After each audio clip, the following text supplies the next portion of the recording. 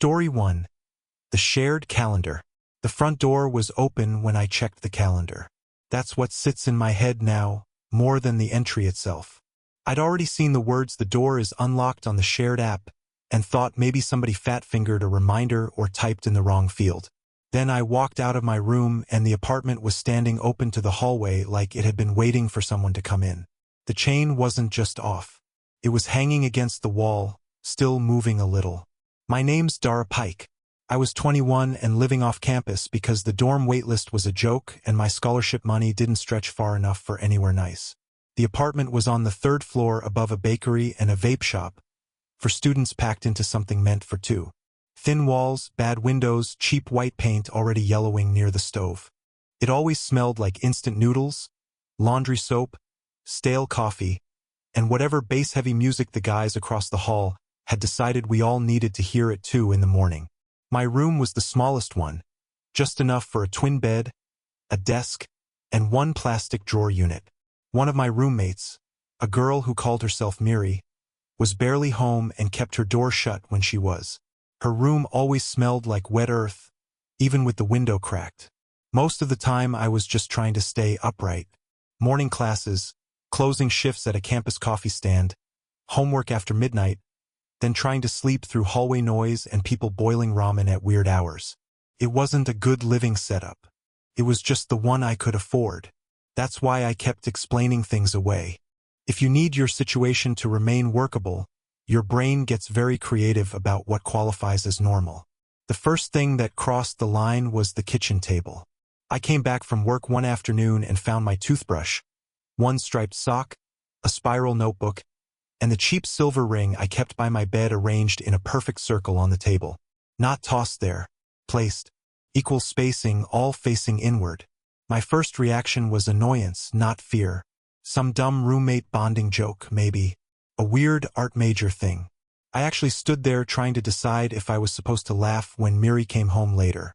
I took a picture, put everything back, and told myself I was overthinking it because finals were coming. Still, I started noticing small changes after that. Desk drawer slightly open when I knew I'd shut it. Blanket folded differently. Water glass moved from left side of the bed to right. Each one by itself had a soft explanation. I was tired. I was rushing. One of the others borrowed something and forgot to ask. The trouble was that I noticed every wrong note immediately, then spent 10 minutes arguing myself down from it like I was trying to talk a friend out of a panic attack. That became its own routine. Then the shared calendar changed. We all used one app to track utility due dates, cleaning days, and who had people over. For a while Miri's entries were boring. Grocery run, library, lab, things that made it sound like she lived a normal second life I just never saw. Then there was bathroom break at a time I'd actually been in the bathroom brushing my teeth. Then laundry, lined up with the exact hour I'd gone to the basement machines. I remember staring at the screen and getting that cold, loose feeling in my stomach. Not full fear yet, just a sense that the app had started looking back at me. I brought it up in the group chat as lightly as I could. Nobody answered for an hour. Then one roommate sent a laughing emoji and said Miri was probably being weird again. Miri didn't respond at all. I told myself that settled it. She had access to the calendar, she was making creepy jokes, end of story. I even repeated that in my head while I was unscrewing the smoke detector in my bedroom 2 nights later because I had a sudden stupid urge to check it. There shouldn't have been a detector in there at all. The apartment manager had told us the building system wasn't fully updated, and the only working alarm was in the hall. Inside the plastic housing was a pinhole lens. My hands shook so hard I almost dropped it on my face. I found another one above the closet. Same kind of cheap disguised camera wired to a tiny storage card. I sat on my bed with both units in my lap and tried to build a rational explanation big enough to hold what I was seeing. Maybe one of the previous tenants had installed them. Maybe some roommate's awful ex. Maybe Miri was filming everybody for some kind of prank channel. Every idea felt thin the second it formed. I didn't call the police.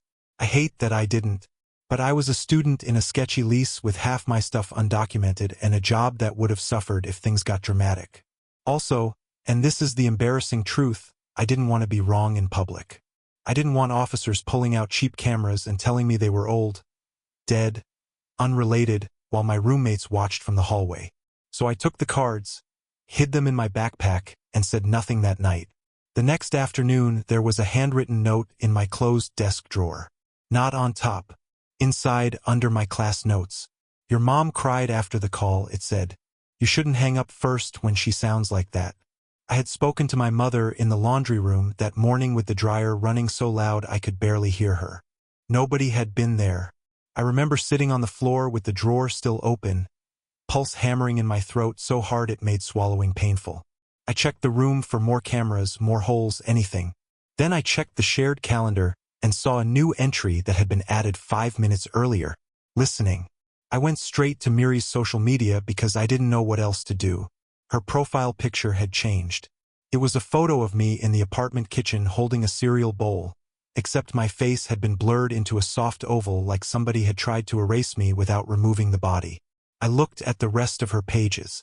Same thing across all of them. New profile headers. New icons.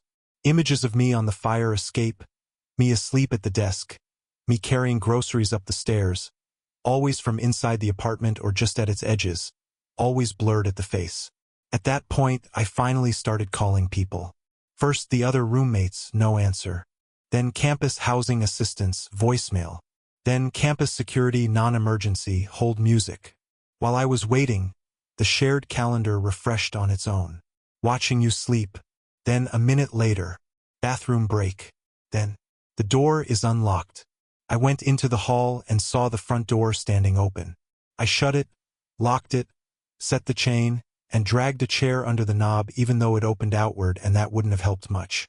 The apartment was too quiet. No music through the wall. No upstairs plumbing. No oven timer from next door.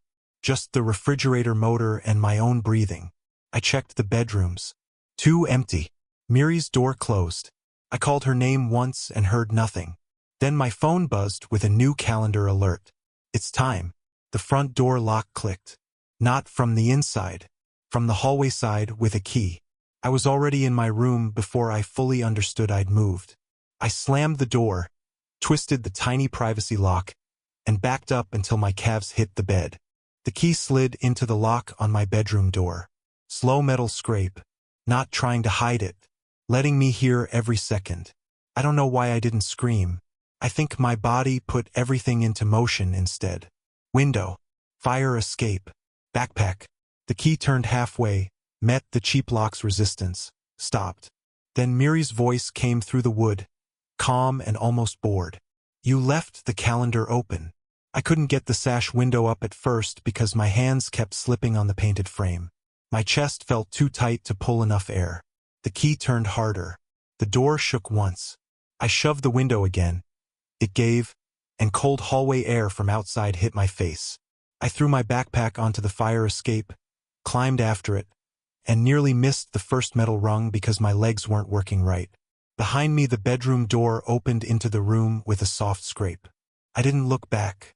I went down 2 flights so fast I burned my palms on the rail and almost fell off the bottom landing. Then across the parking lot, around the corner, straight to the blue campus security kiosk by the library annex. I remember banging on the glass with both hands because speech had sort of left me. Campus officers came. Real police came after that. The apartment was searched. Miri's room looked used, but thinly. Mattress, clothes, a laptop wiped clean. No family photos, no school books, nothing that made a person solid. The lease paperwork attached to her room turned out to be false. Student records found nothing under that name. Not withdrawn. Not transferred. Nothing.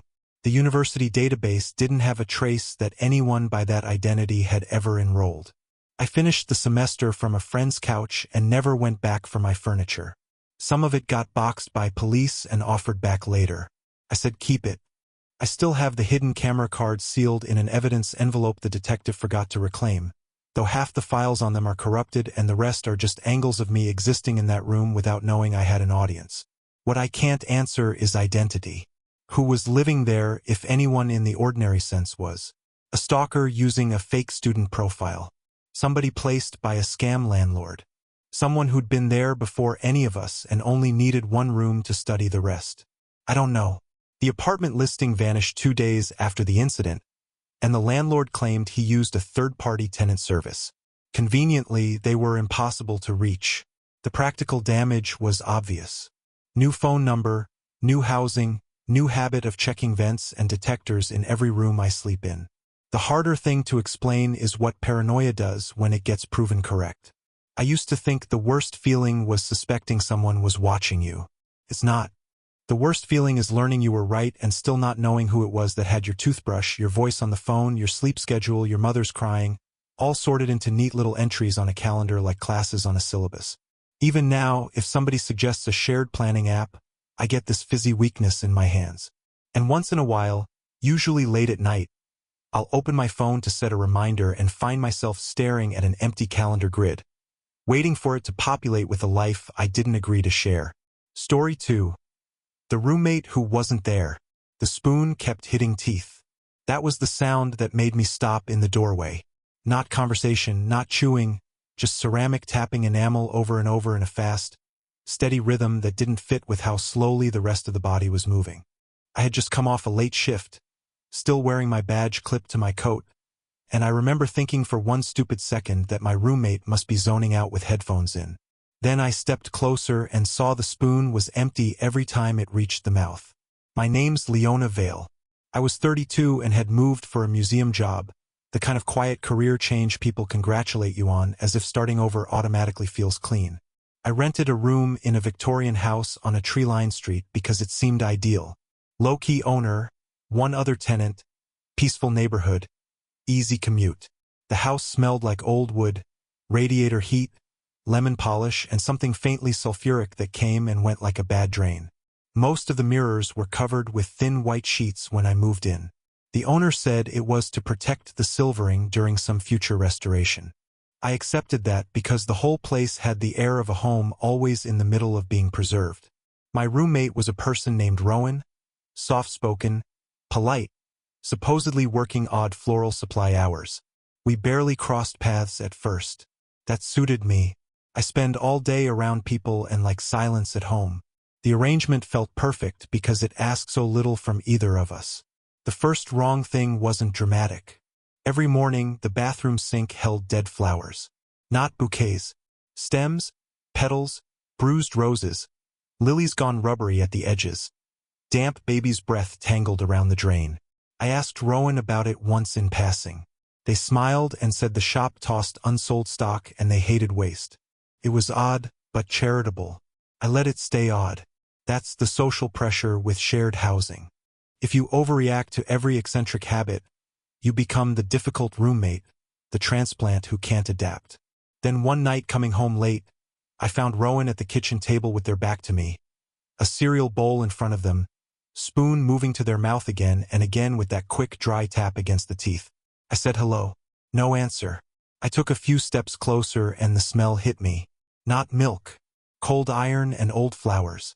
Rowan turned their head just enough that I could see one eye in profile. Wide open. Unblinking. They said, in my exact tired after-work tone, "Long day." I laughed because what else do you do in a moment that doesn't fit? I said yes, very, and went to my room with my skin prickling along both arms. Then I stood there on the other side of the door telling myself stress makes people weird, people dissociate, people mimic tones without meaning anything by it. I wanted a smooth transition to the new city so badly that every concern had to survive a whole committee hearing in my head before I let it count. For a little while, normality returned. We passed in hallways. The owner texted about the heating bill. I bought groceries. Work kept me tired. Then I opened Rowan's closet by mistake when I was looking for the hall vacuum and found 3 of my blouses hanging inside, neatly pressed and tagged with my full name in tiny careful writing. Leona Vale. 1 tag on each hanger. I didn't confront them then. I should have. Instead, I put the door back exactly as I found it, closed it, and spent the next 2 days pretending I needed more proof before I said anything. Really, I just didn't want the humiliation of accusing a near stranger of stealing my blouses when there might have been some explanation I hadn't thought of. That's the thing about a shared house. You start editing your own instincts so you don't become the tense one, the suspicious one, the person everyone has to tiptoe around. After that, I became very aware of Rowan's body. Not in any dramatic way, just the details. The way they started standing in the hall with one shoulder slightly dropped. The way I do when my lower back acts up after catalog work. The way they began pausing at door frames and touching the wood with 2 fingers before entering a room, which is something I do without realizing it because my grandmother used to. I didn't mention any of it because each gesture on its own was nothing. People copy each other in houses. That's normal. That's how I defended it. Then one Saturday afternoon I was carrying laundry up the stairs behind Rowan and realized they were climbing exactly the way I do. Right foot angled slightly outward, quick pause on every 3rd step, same shift of weight at the landing. There was a small twitch at the end of each motion, like a rehearsal that hadn't quite settled into fluency yet. I stopped halfway up. Rowan stopped too, not turning, just waiting. When they finally continued, I stayed where I was until I heard the bedroom door upstairs close. That night, I put a chair under my knob. I told myself it was because the old latch didn't catch well. I didn't believe it. By then, my sleep had gone shallow and useless. Every radiator click sounded intentional. Every rustle of the sheets over the mirrors seemed timed to my breathing. The house never did anything overtly threatening. That was what made it unbearable. It kept slipping 1 inch past ordinary and then holding there until I started doubting my own measuring tools. A few days later, I heard my own voice through the wall. At first I thought I had left a video open on my phone. Then I realized the sound was coming from Rowan's room across the hall. It was me saying, "I won't be late. Just leave the side lamp on." A sentence I'd spoken 3 nights earlier into a voicemail for a friend. But the pitch was slightly wrong. Higher, thinner, with the shape of my voice and none of the weight. Played once, stopped, then played again. I stood there in my socks on the hallway runner with my pulse banging hard enough that I could feel it in my wrists. I almost knocked. I almost demanded an explanation. What stopped me wasn't caution. It was shame. I could already hear how wild it would sound once I said it out loud. "Hi, I think you're keeping my clothes and copying my walk and replaying my voice through the wall." So I backed into my room and locked the door and listened until the recording stopped. The next morning Rowan greeted me in the kitchen with, "Long day," in that same almost right version of my cadence. I mumbled something and left without breakfast. I began staying late at work just to avoid the house. Then I began rushing home before Rowan might return because somehow that felt safer, being there first. That's how the spiral worked. Every adjustment I made for comfort created a new problem that pushed me into a different, worse routine. I was always either arriving to too much silence or entering while Rowan was already still inside it. I finally called the owner, a woman named Celeste who lived overseas and managed everything by email. I chose my words very carefully. I said I was having household concerns and wondered if Rowan had maybe been under stress. Celeste replied 6 hours later that Rowan had been an ideal tenant for years and preferred privacy. She suggested I give the arrangement time. Reading that should have made me feel better. Instead it gave the whole thing history, which somehow made it colder. That evening I found one of my winter coats hanging in the front hall where I hadn't left it. The pockets had been turned inside out and carefully smoothed. In the left pocket was a folded slip of paper. It said, "This fits better every day." No signature, no threat, just that. My hands went weak enough that I had to sit on the stair. Even then, some stupid socially trained part of me kept reaching for softer explanations. Rowan was unwell. Rowan was lonely. Rowan was doing some kind of performance art nightmare and expected me to play along until there was a punchline. I still hadn't let myself name what my body had already decided, which was that the person in the room across from mine was not becoming more familiar. They were becoming more accurate. I waited until the next afternoon when I knew Rowan would be out. At least I thought I knew. I had started tracking the sounds of the house like weather, the shower pipe, the front latch, the loose tread on the second stair. I heard the front door close around noon and counted to 60. Then I went to Rowan's room. The knob was locked. I used a butter knife from the kitchen because the privacy latch was cheap and old and because by then I was done preserving the courtesy of the situation. The room smelled stronger than the rest of the house. Sulfur and floor polish and those dead flowers gone slick at the stems. The curtains were shut. White sheets covered the mirror there too, but the sheets had dark handprints low along the fabric as if someone had steadied themselves against them for hours. The first thing I noticed was my cardigan folded on the bed. The second was the wall. Photos from floor to ceiling, pinned and layered so densely that the wallpaper had disappeared beneath them. Me in kindergarten at a field day with a red ribbon in my hand. Me at 16 outside a bus station in a denim jacket I'd forgotten existed. Me at college orientation. Me carrying moving boxes into the museum loading dock my first week in the city. Some were printed from social media, sure. Others weren't. Some were taken through windows. Some from behind crowds. Some from angles only someone near me could have had. In every single one, my eyes had been scratched out with careful repeated strokes until the paper furred white. Below the photos sat a cassette recorder, an old digital recorder, and 3 of my voice memos transcribed by hand in a notebook. Not all the words, just selected phrases, things I say often, the shape of jokes, how I answer the phone, the little throat sound I make before disagreeing with someone politely. My stomach dropped so hard it felt like a physical fall. On the dresser was a mirror uncovered unlike the rest in the house. Propped against it was a page from a legal pad that read, almost neatly, nearly there. Floorboard behind me. I turned and Rowan was standing in the doorway. I don't know how long they'd been there. The silence of that room made time useless. Rowan's face looked ordinary enough at first glance, but only because I knew what a face is supposed to do and mine kept trying to supply the missing ease. The expression wasn't angry. It was attentive, studious, like I'd interrupted a measurement. "You weren't meant to rush this," Rowan said. Their voice was mine now, not the higher playback version. Mine when I'm tired and trying to stay reasonable. I backed toward the bed because there wasn't space to pass. "Who are you?" Rowan's head tilted a little. That tiny twitch ran through one shoulder. "You don't need all of it at once," they said. "People notice too much when the change is fast." I grabbed the nearest thing, which happened to be the uncovered mirror, and threw it. I wasn't aiming well. My hands were shaking so badly the glass clipped the doorframe and shattered across Rowan's chest and the hallway floor.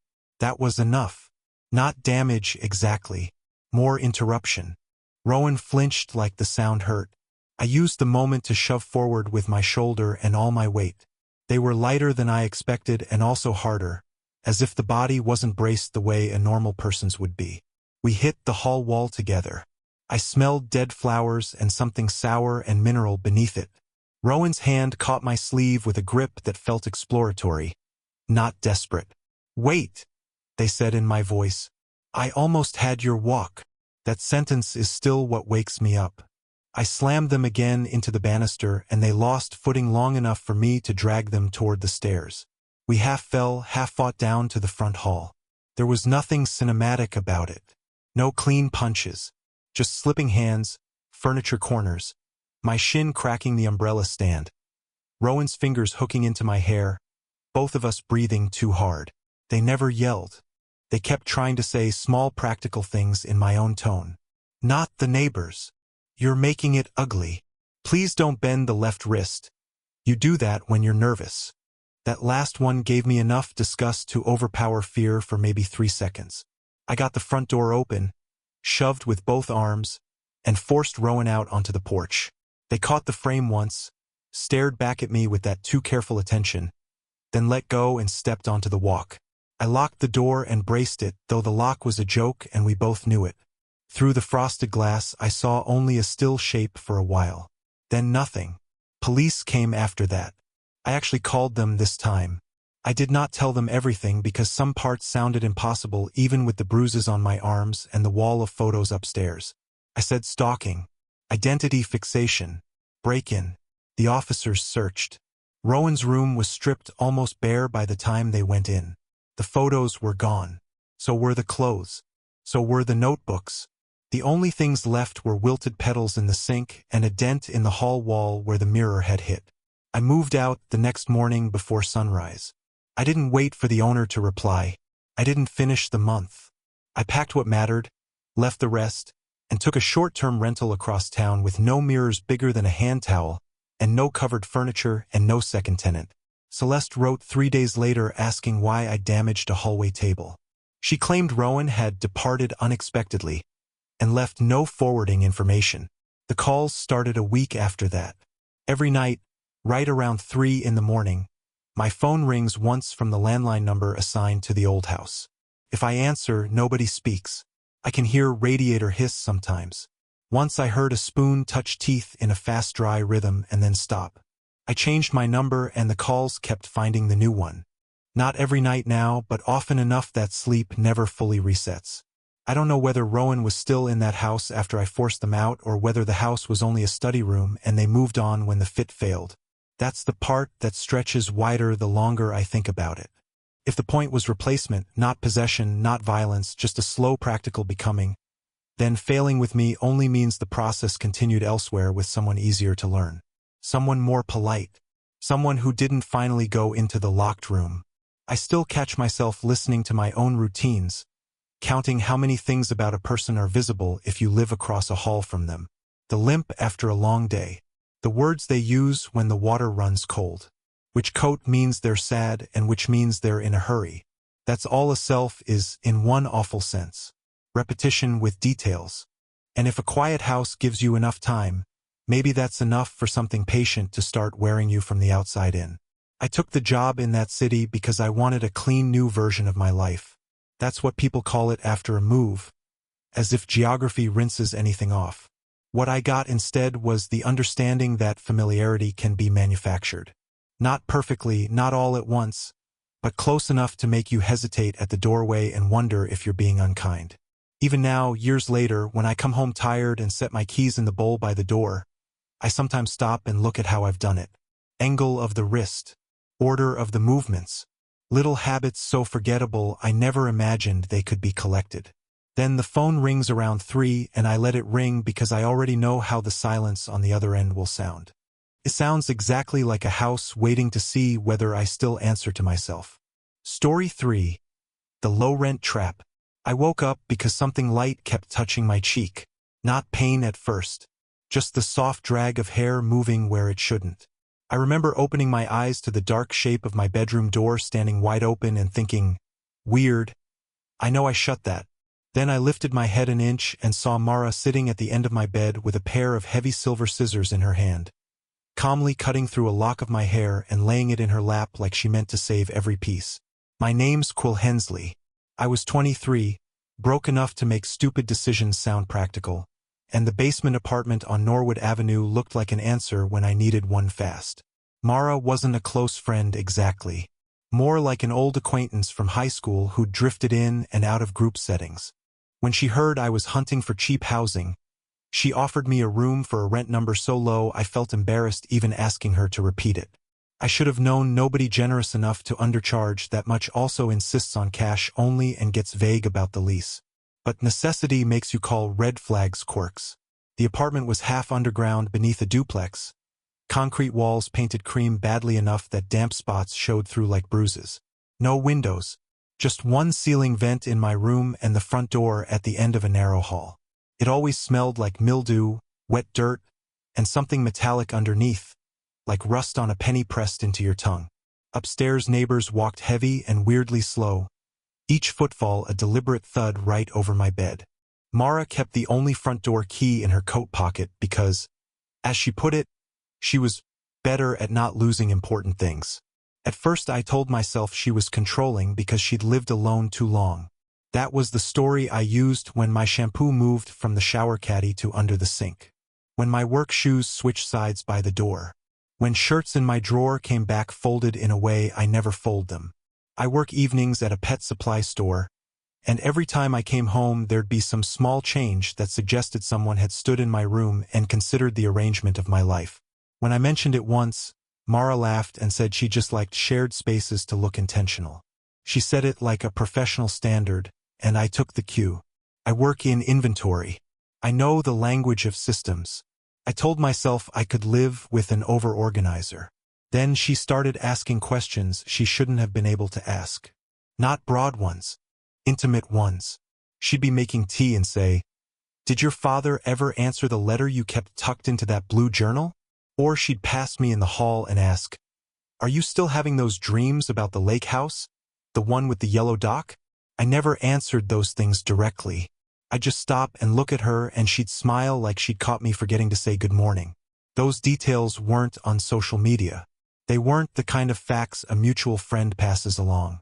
They were private thoughts buried in notebooks I kept zipped inside my duffel under the bed. I checked the duffel that night and found the zipper tab turned inward. Tiny detail. Enough. What I should have done was leave. What I did instead was a clean, competent little investigation because competence can become its own denial. I told myself that if Mara was snooping, then I could verify it, confront it, and solve it. I moved a receipt a fraction of an inch inside my journal, tucked a strand of thread across the drawer gap, took photos of the room before work. When I came back, the thread was gone and the receipt had been turned upside down. I took that evidence to Mara in the kitchen around midnight. I kept my voice level, professional almost.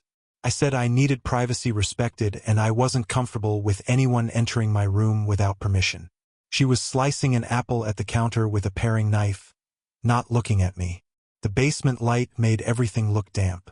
She said, "I just wanted to know who I was living with." I said, "By reading my journals?" She finally looked up. "You're very open when you sleep." My throat tightened at that. I asked what that meant and she only smiled again, then reached past me for the salt like the conversation had already ended. I locked my bedroom door that night. Not a real lock. One of those interior privacy buttons you could pop with a coin from outside. I still slept badly enough that every sound in the hall woke me. Around 4 in the morning, I checked my phone and found 6 new photos in my camera roll. All of me sleeping. Different nights. Different angles. One from the foot of the bed. One close to my face. One from above as if whoever took it had been standing over the pillow. In one of them, the dark shape of someone else's knee was visible at the mattress edge. I sat up so fast my head rang. My chest was working too fast to keep up with itself and there was that metallic taste climbing the back of my throat. I went straight to Mara's room and shoved the door open. Empty bed. Closet open. Key hook on the wall bare. Then from behind me in the hall, very quietly, she said, "I've been waiting for someone like you to come here, so we can finally stay together forever." The sentence landed harder because of how ordinary she sounded. No mania. No shouting. Just relief like a person seeing a bus finally arrive. I turned and saw her standing by my door in the dark. One shoulder against the frame, scissors in hand again. Not raised. Just resting along her thigh. This is where the night sped up. I backed into my room and grabbed my phone, my wallet, my work keys. Mara didn't rush. She kept talking in that same calm little voice about how most people were temporary, how some people knew how to make a home hold still, how I'd settle once I understood. I was already moving toward the hall when my phone lit with a text message. From Mara. "I'm coming home now." I looked up. She was still sitting on the edge of my bed. Except she'd been in the doorway a second earlier. I know what I saw. I also know how impossible that sounds. But there she was, not blurred, not half-glimpsed. Sitting where I'd woken to her before, scissors open and closed once with a soft metal click. My body decided before my mind did. I bolted for the vent. The vent was small, shoulder-high in the wall near the laundry nook, more for stale air than escape, but it had a thin glass cover screwed into a metal frame. I yanked the fire extinguisher from beside the furnace and smashed the glass. The sound brought Mara up fast for the first time all night. I heard her feet hit the concrete behind me, heard her say my name in a tone that was almost hurt.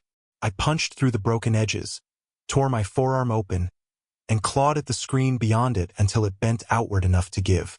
Cold outside air hit my face, carrying wet pavement and car exhaust from the alley.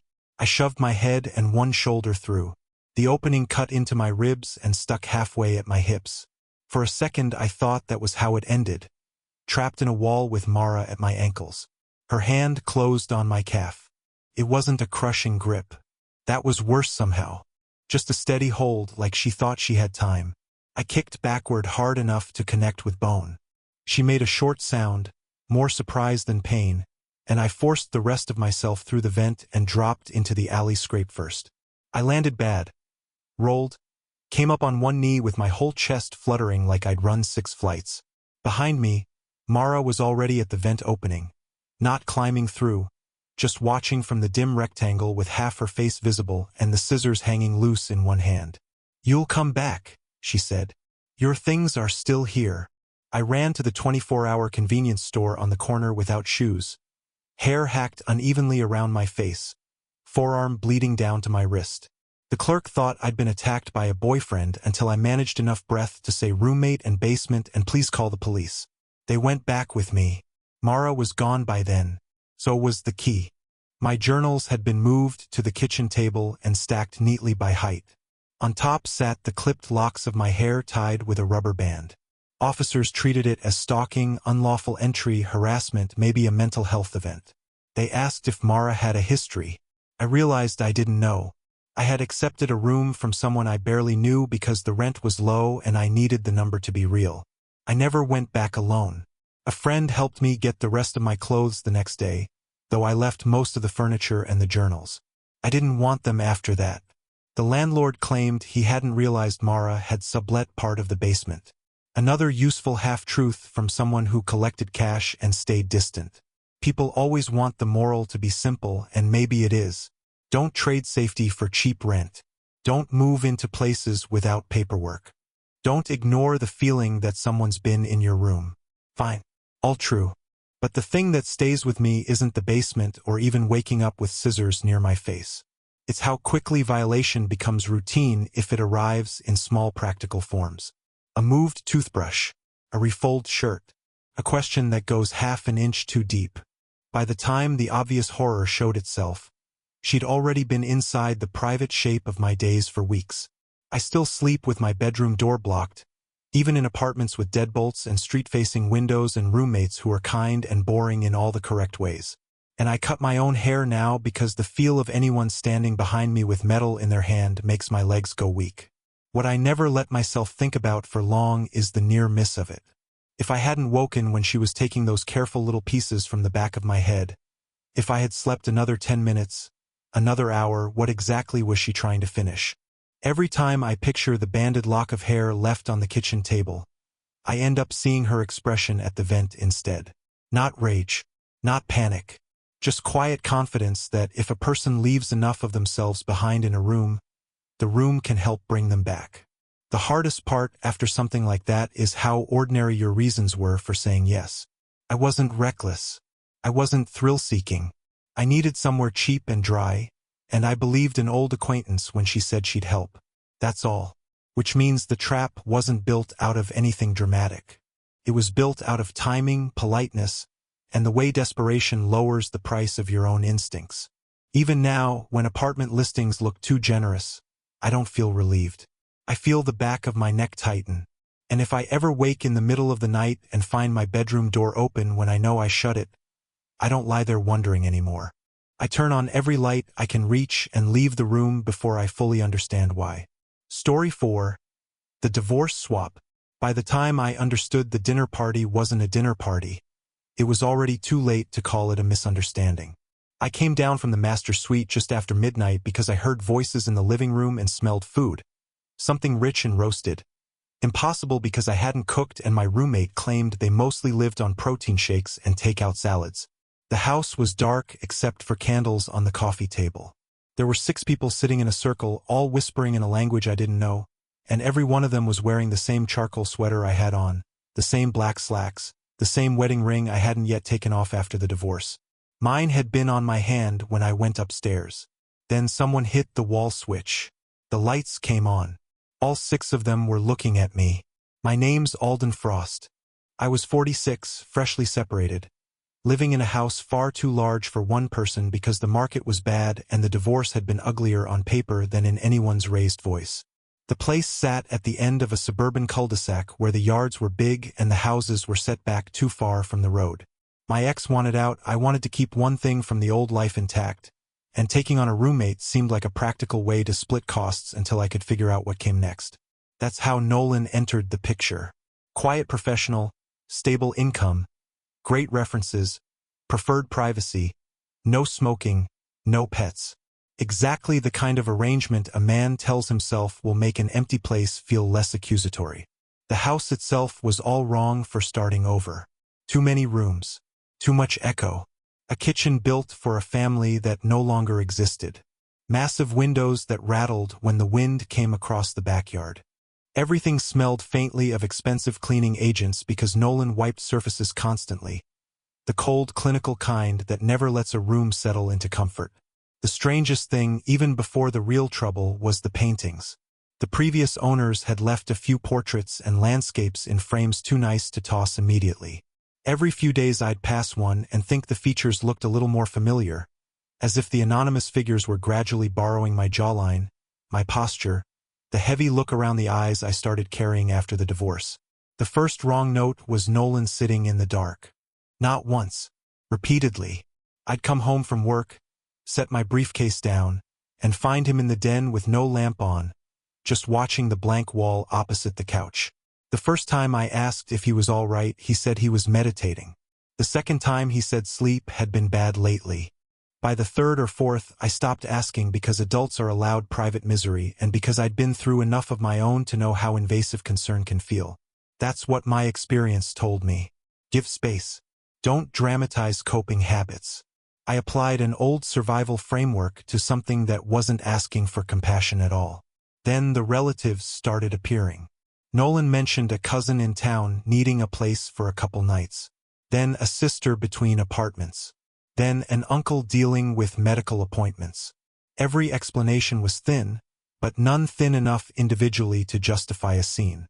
The trouble was that nobody seemed to leave. There'd be a new set of shoes at the back door, a folded blanket in the guest room, another mug drying in the rack.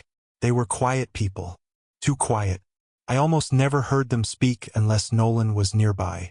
When I did, the voices were soft and coordinated, like they'd decided volume together before entering the room. I told myself it was temporary crowding. Families operate by strange internal rules. I'd seen worse during deployment housing and disaster response work years earlier. People compress themselves into available space and act normal until the crisis passes. That was the frame I used because it had carried me through other high-stress environments. I kept thinking the issue here was boundaries, not danger. Then I found my name on the guest room doors. Not on paper tape. Engraved. Each door along the upstairs hall had Alden cut into the wood just below the brass plate. Neat and shallow as if done by someone patient with a rotary tool. Every guest room. 4 of them. Seeing it all at once made the floor seem to dip under me. The air smelled aggressively clean that day, enough to sting the nose. I stood in the hallway touching one carved letter with my thumb, telling myself it had to be some previous owner's name, some restoration mark, some coincidence so stupid I'd laugh later. Except my name isn't common. And the carving was fresh. I confronted Nolan that evening. He was in the kitchen polishing a wine glass that I didn't own. I asked why my name was on the doors. He looked honestly pleased that I'd finally noticed. "You're central to the house," he said. That answer was so detached from any normal roommate dispute that my prepared lines vanished. I remember asking what that even meant, and Nolan just smiled a little and said, "Stability requires a focal point." I should have made him leave that night. Instead, I did what experienced people do when they meet something outside their category system. I reduced it. Eccentric. Manipulative. Maybe culty relatives. Maybe some weird legal squatter strategy. All alarming, sure, but still human scale. I began locking the master suite door at night and documenting everything. Photos of the engravings. Notes on who arrived when. Dates. License plates. If this became an eviction issue, I wanted a clean record. While I documented, the house changed. One room at a time, space I paid for became space I was allowed to cross only by courtesy. Guest room linens appeared in the formal dining room. Somebody moved boxes into the study and told me politely they needed quiet preservation conditions. The den became a sleeping area. The second-floor bathroom filled with unfamiliar toothbrushes, all black-handled, all turned the same way in the cup. Every room I entered seemed to pause when I stepped into it, like a conversation had just been folded and put away. Within 3 weeks, I was essentially living in the master suite with a narrow path to the kitchen and front door. Nolan never said I couldn't use the rest of the house. That would have been actionable. He just arranged bodies, objects, and watchful silences so effectively that moving through my own property felt like entering somebody else's ceremony. The second wrong explanation I leaned on was that this was a social occupation. Predatory, yes, but still just organized freeloaders leveraging my vulnerability after the divorce. That belief held until I found the file. It was in Nolan's room, which had once been the upstairs office. I only went in because I saw him leave with 3 of the others, and I had reached the point where fear felt less dangerous than ignorance. The room smelled like paper, cleaner, and a faint floral rot beneath both. On the desk sat a thick accordion folder labeled Transitions. Inside were house deeds, tenancy agreements, obituary clippings, divorce filings, foreclosure notices, and photographs of homes in different towns over what looked like 15 years. Every file centered on a single newly isolated owner. Recently widowed, recently separated, adult children moved out, financial strain, then notes on roommate placement, guest expansion, legal confusion, document interception, utility transfer delay, reputational destabilization. It wasn't chaotic. It was a method. My name had its own tab. Under it was a timeline of my life since the separation. When my ex moved out. When I changed attorneys. Which nights I drank in the den instead of sleeping. Which rooms I avoided because they still held her things. At the back was a printed photo of me sitting in the dark facing the blank wall in the den. I had never sat in the dark facing the wall. For a second my old explanation tore open. Maybe Nolan hadn't copied me. Maybe he'd been teaching the house to hand me back altered versions of myself until I stopped being sure what had actually happened in it. My pulse went hard and erratic, a pounding up the sides of my throat that made my hearing narrow. I kept flipping pages with numb fingers and found other folders, dozens of them, each with a different house, a different owner gradually enclosed by relatives, helpers, guests, legal gray zones, identity smearing, room-by-room displacement. This wasn't just about rent. I heard movement in the hall and shoved the file under my arm. Nolan was standing there when I opened the door, not surprised at all. Behind him, 3 of the supposed relatives watched from the landing in versions of my own clothes. "You've always been better once you read it yourself," Nolan said. That was the moment dread became certainty. Not because I suddenly understood everything, but because I understood enough. They had done this before. They were doing it structurally, patiently, and probably lawfully enough at the edges to keep police confused while the target's confidence dissolved. Whether they were family, a network, or something even stranger honestly mattered less than the process. They moved into houses by moving into people first, learning where loneliness had thinned the walls. I didn't try to fight them physically, for against one in my own hallway would have ended stupidly. I retreated to the master suite, locked the door, dragged the dresser across it, and called my attorney, then the police, then a friend from the old volunteer rescue unit who still knew how to handle being believed late. I started forwarding photos, scans, timestamps, everything. That became the endurance part. Days inside one room with the attached bath and mini fridge, only leaving when officers or lawyers were physically present. Nolan and the others didn't pound on the door or threaten me. They lived around it, whispered outside it, slid documents under it. Once they left a plate of food there with my wedding ring on the napkin. Another time I woke to hear several voices in the hall using my cadence, my phrases, discussing the sale value of the house as if I were already memory. The legal fight took weeks, then months. Trespass notices, fraudulent occupancy claims, mail diversion complaints, statements from neighbors who had gradually stopped being sure how many people actually belonged there. I documented every new body, every car, every instance of my property being redistributed. Police finally intervened hard enough when one of the downstairs locks was changed without authorization, and a detective took interest in overlapping names from prior housing disputes in other counties. Eventually the house cleared. Not cleanly. Not in one triumphant afternoon. More like a tide going out very slowly, leaving damage in corners. Nolan disappeared before the final service date. 2 of the others gave fake names. One insisted they'd been invited by family.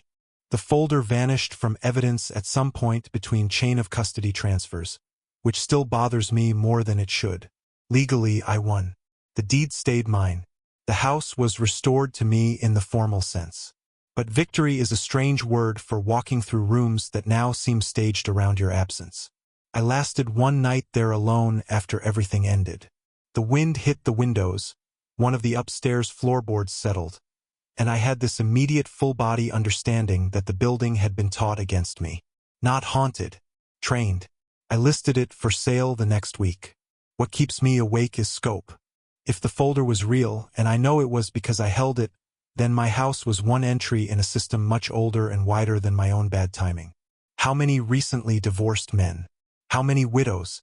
How many people trying to keep one oversized property because letting it go felt like admitting the whole first life had actually ended? People like me are easy to spot if that's what you're looking for. Big house, too much silence, enough money to be useful and not enough support nearby to resist a quiet occupation. I live in a small condo now with one bedroom and no guest space and walls so thin I can hear my neighbor sneeze. I prefer it. There are no spare rooms for anybody to drift into and reinterpret. Still, if I pass a darkened dining room window at night and glimpse people seated inside, I feel my chest tighten before I've even counted how many. And when I look at old listing photos of my former house online, I always stop at the same one, the upstairs hall with the 4 guest room doors closed. In the sales pictures, the wood looks refinished, blank, clean, no names carved into it anymore. But I know how shallow those letters were, and I know what fresh stain can fail to cover. That's why I sold the place furnished. I didn't want one more quiet evening in that hallway, touching the grain with my thumb and wondering how many other homes out there have already been measured room by room for someone else's life to disappear into.